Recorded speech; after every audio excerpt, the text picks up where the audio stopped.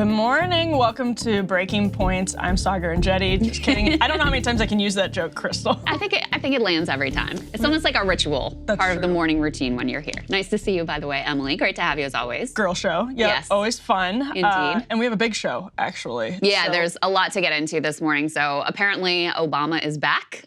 He's going to try to rescue Biden. He's all in, giving advice, etc. We'll break that down. Also, Karine Jean Pierre having an inexplicable meltdown on a radio program that we will share with you as well.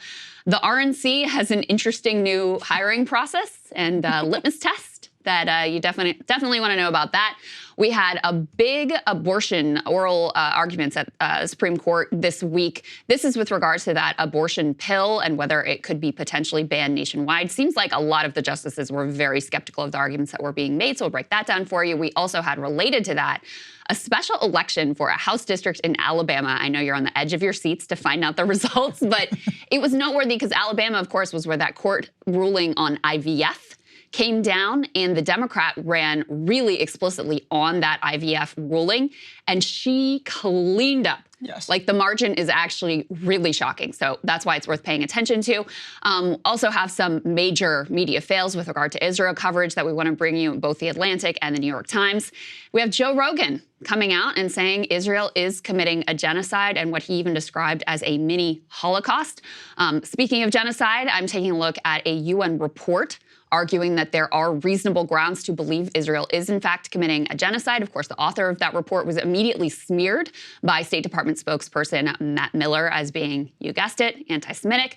And we have Max Alvarez, who is both a Baltimore City resident and also a fantastic reporter, taking a look at the very latest we know with regard to that horrible bridge collapse in that city. Very eager to hear Max's thoughts. Let's start with this outrageous Karine Jean Pierre meltdown in North Carolina. Now, North Carolina is where Joe Biden and Kamala Harris were visiting on Tuesday, hence why Karine Jean Pierre... Oh, I didn't realize that, actually. She was on WBT, local radio, AM radio in North Carolina, and this is per the Daily Beast.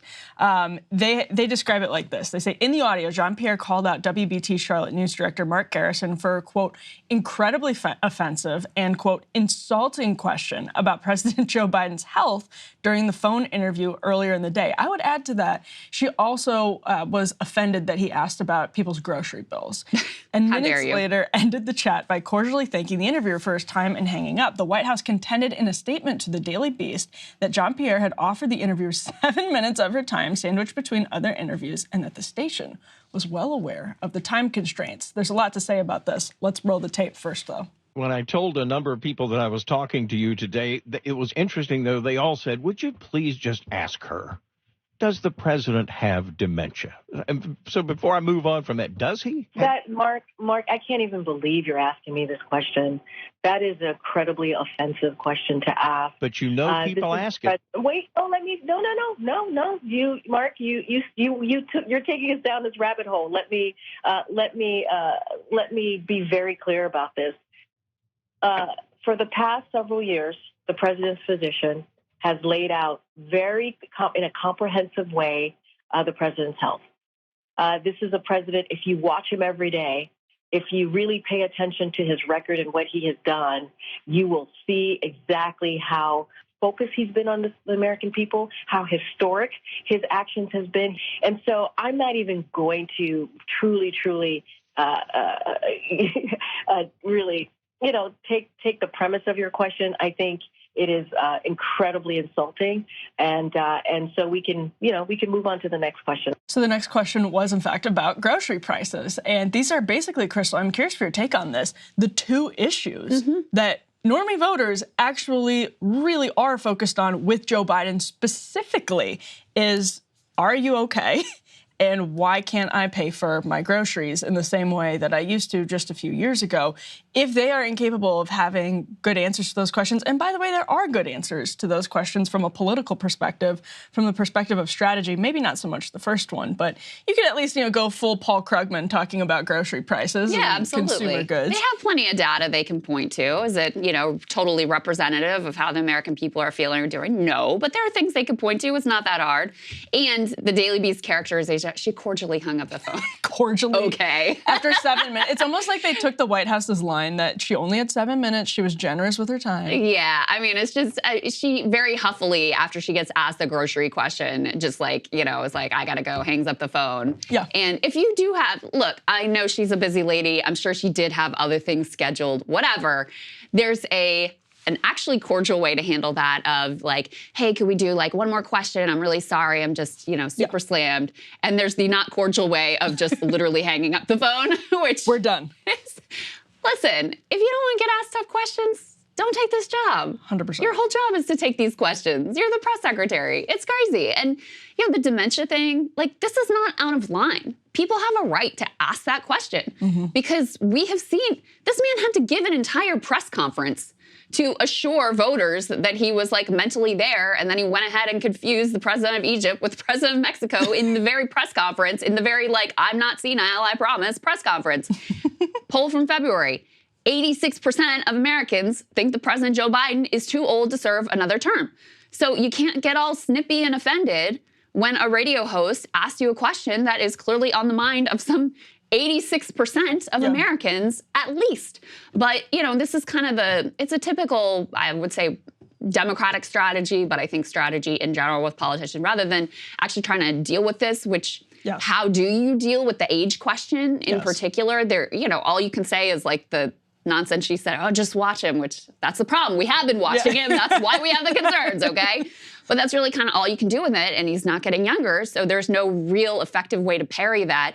Whereas with the economic stuff, there's at least, like I was saying, there's at least something there you can work with. Consumer sentiment is up. I do think that is part of why you're seeing a little bit of Biden positive movement in terms of the polls. But, to just get snippy and hang up the phone is like, why'd you do this interview in the first place then? Really? Yeah, well, no, Really. exactly. And she should be perfectly capable of handling these interviews. Great questions, I thought. Like, this is not getting down in conspiracy theory rabbit holes. He did a great job. He just asked two clear, fair questions. Now, this is also on the heels of the New York Times reporting that former President Obama is getting increasingly involved in the 2024 election. We can put this tear sheet up on the screen.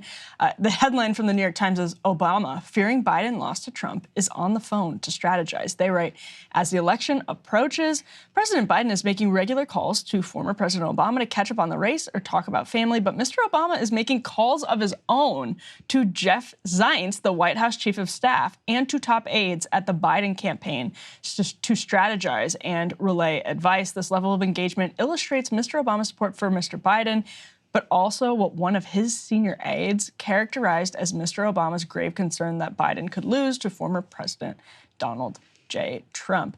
So we've seen other people start really sounding the alarms, saying this is not, you cannot, for example, with Karine Jean Pierre, you cannot just expect to be morally indignant at questions about Joe Biden's age and at people's concerns about the economy and expect that Trump will be so crazy you will just cruise to re-election. That is not going to be a winning strategy. You have to have something better than saying, look at Joe Biden, because to your point, Krystal, it's kind of the problem. So they've had that interesting relationship, Obama and Biden, for a long time. And obviously, this was even in the special counsel, her transcript.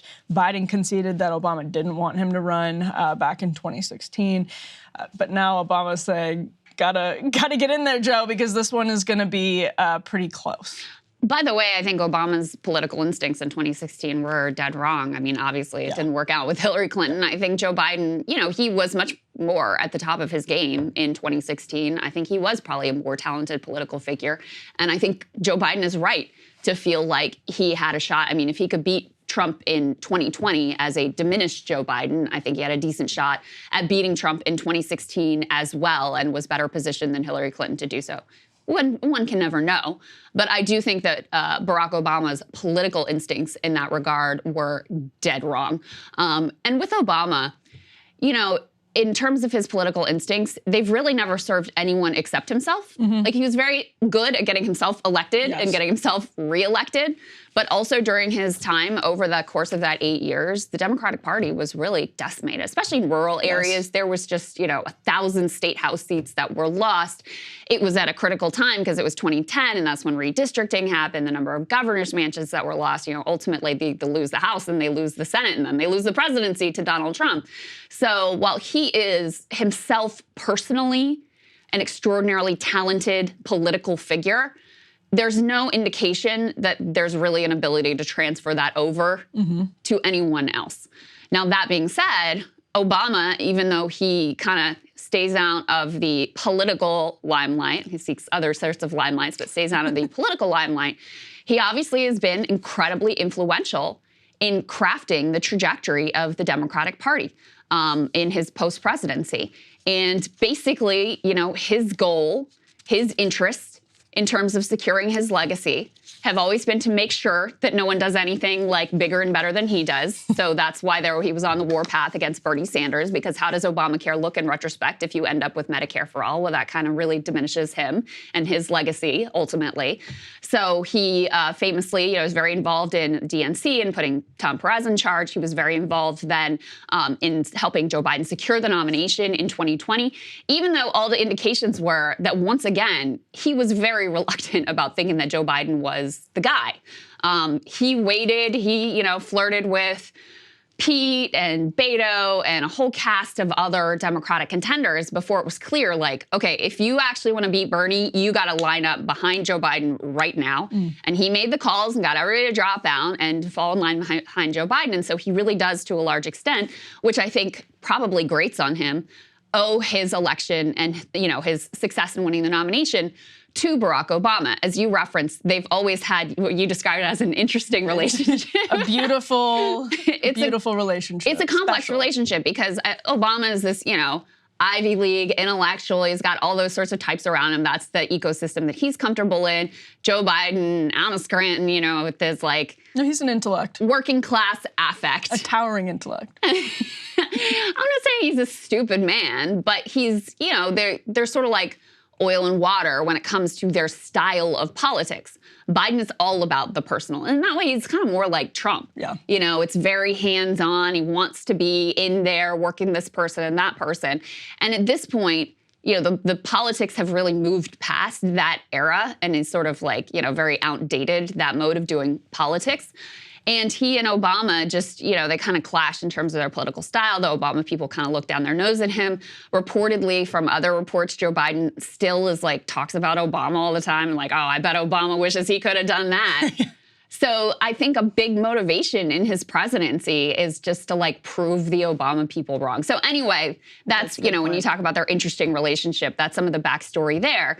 And that's part of why it's noteworthy that, Obama's jumping into the fray here wholeheartedly to try to rescue Joe, because clearly he feels that this campaign is not exactly off to a stunningly successful start. There were people in 2015 and 2016 that said, Brexit really had a chance, and there were people who didn't. And Obama was very much among the people who didn't. And then that portended what happened in 2016 with Donald Trump. And yeah, I agree. I think that's a really good point. And now, actually, here's an interesting glimpse also at maybe how Democrats are trying to have good political instincts. We can put this next tear sheet up on the screen from Axios that writes, for the first time in more than 2 months, President Biden on Tuesday, he was in North Carolina again, publicly uttered a word that he and other Democrats have largely abandoned.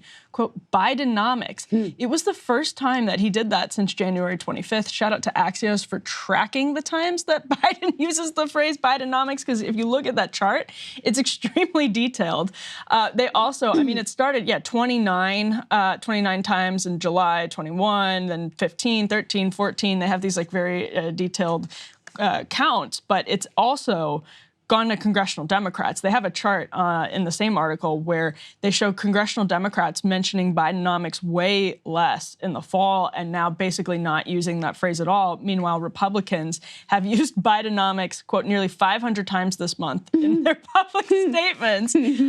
So there you see, and this is interesting, it goes back to the Karine Jean Pierre interview, right, that she could have had some type of answer to what was going on with the grocery bills and the just basic question that is on a lot of people's minds, even though Democrats don't want to admit that some people still aren't super happy with the economy. And a lot of it comes down to, the rate of increase of inflation can decrease. It doesn't mean that prices are any lower than they were when people remember. And so they just, it's like they're flailing to come up with a good answer to this question. Krystal, it actually shouldn't be that hard just from like a political perspective. Democrats famously horrific at branding and messaging. Just terrible. Build back better. Come on. The Inflation Reduction Act. Like, they're so bad at this.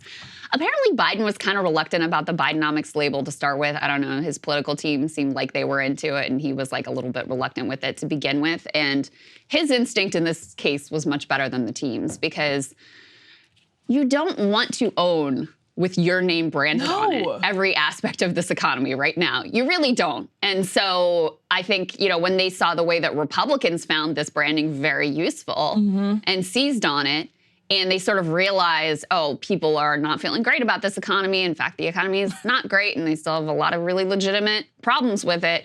And there's also, like, I could explain to you what Bidenomics is. Yeah. I'm sure that their team could explain to you what Bidenomics is. But it's not like there's a super clear, like, this is the Biden way of approaching the economy that most normies would be able to explain to you. So it was a fail on every level. It does sort of remind me of, the Obamacare, Affordable Care Act versus Obamacare debates back in the day. Republicans wanted to brand it as Obamacare because they wanted him to own anything that people were dissatisfied with the law. And they also wanted to put, he was very unpopular at the time, so they wanted to brand it in that way also to undercut the program itself. And, at the time, that was, you guys know my thoughts on healthcare. Like, it was better than the previous iteration, but obviously still has a whole lot of problems. So at the time, that branding was really bad for them. Now it's not as bad as things have worn on, and et cetera. So maybe 10 years from now, people would be able to speak to a Bidenomics that they understand and that they could relate to. But right now, in the here and now, obviously this particular branding exercise has not worked out well for them. And they've taken more to wanting to blame Trump for any dissatisfaction that people have with the economy, which is the polar opposite of approach of branding the economy like Bidenomics and trying to own all of it. Instead, they're actually now trying to more like shift blame, like, if you're not happy, it's because of the last guy, and we're trying to clean up his mess. Unless you're mailing people checks in an emergency or at any time, like Donald Trump did, you're not going to want to put your name on the state of the economy, because there are always a big chunk of people who are this is the nature of the American economy. There's always going to be a big chunk of people that are deeply dissatisfied with the economy, especially after a pandemic and then recession and all of the various economic fallout from that. It's just an incredibly stupid move to want to put your name on that, again, unless you are literally mailing checks and signing them Joe Biden. Yeah. It just makes no sense from a political perspective. I mean, I said a minute ago, I could describe to you what Bidenomics is. I mean, if you actually look at the record of this administration, because I'm not 100% sure what they mean by Bidenomics, to be totally honest with you, like how they would describe the policy. The actual policy record is allowing all of the pandemic era social safety net pieces to expire, allowing the child tax credit to expire. So basically, screwing up student loan forgiveness. Yeah, so basically like undercutting the social safety net. That's been one part of Bidenomics. And you've got the infrastructure, you've got some real sort of like, you've got antitrust, you've got, the NLRB, which is much more muscular than it's ever been. Those are the pieces that I would put on the positive side of the ledger. So those are like the actual realities of Bidenomics, but I don't know that that's how they would probably not emphasize that stripping of the social safety net piece. Probably in not. particular. They just like to talk about cracking down on corporate greed, which, I mean, from an antitrust perspective, sure, but they never talk about their antitrust policies, funny enough. Yeah, that's true. Hey guys, if you like that video, go to breakingpoints.com, become a premium subscriber, and help us build the best independent media organization on the planet. That's right. We're subscriber funded. We're building something new. We want to replace these failing mainstream media organizations. So again, to subscribe, it's breakingpoints.com.